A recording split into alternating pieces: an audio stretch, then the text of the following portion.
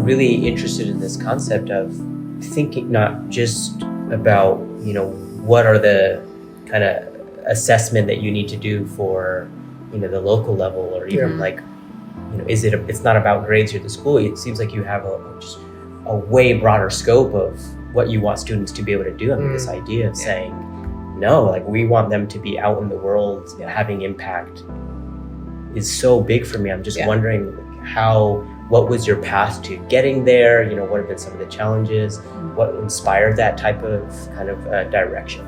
Yeah, look, I think a key part of that for us has been the connection with future schools and just looking more broadly, not only locally but globally, and saying what's emerging globally as priorities for this generation of young people. And as you rightly said before, Louis, they've inherited a lot of challenges, but they also have a fresh field of opportunity and a way of thinking that perhaps my generation, the generations represented here, haven't had in past generations. So it's really understanding that our young people are literally being equipped for a global community.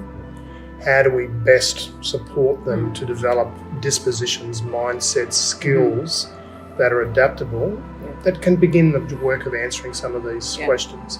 How do we create a context where a young person can, if you like, ferment or develop, curate ideas around possible solutions, where they're not running into roadblocks because they have to sit behind a desk all day, they can't go off and explore.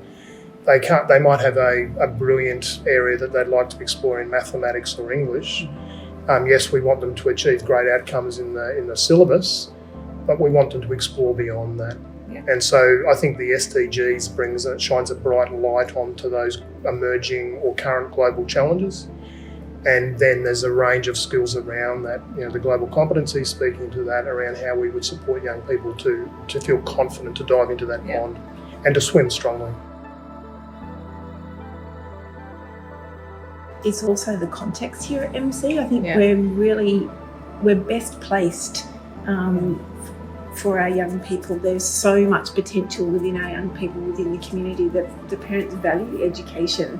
They are very supportive of education, have all the resources available to us. So why wouldn't we have the highest of aspirations? Yeah. And I think also being a Christian school, we feel very much called to be the best possible educational setting. So why wouldn't we aspire to impact at a global level? Yeah. When I think about the sustainability goals, this past spring, I was at a Fortune magazine conference on brainstorming. And the themes, not surprising, were directly related to the goals you just described, particularly on sustainability and equity. And, I was working with companies like IBM, big companies, Salesforce, Dropbox, you name it. Like, lots of companies where young people potentially could have jobs. And what they were talking about was how their companies are starting to address these big global goals. And I think there's something really powerful about introducing these really collective global aspirations at the K-12 level, because companies, it's not like once they leave work, it's still there. And so I think there's just a really powerful opportunity as we think about, in schools, and I imagine for parents, like, why are we focusing on now? Well, if they go for IBM, that will be a thing. And it is, or Walmart, or all these companies, that's what they're focusing on. And so I think to me, what's really inspiring is like really thinking of ourselves as like we're part of a much larger system, a much larger world.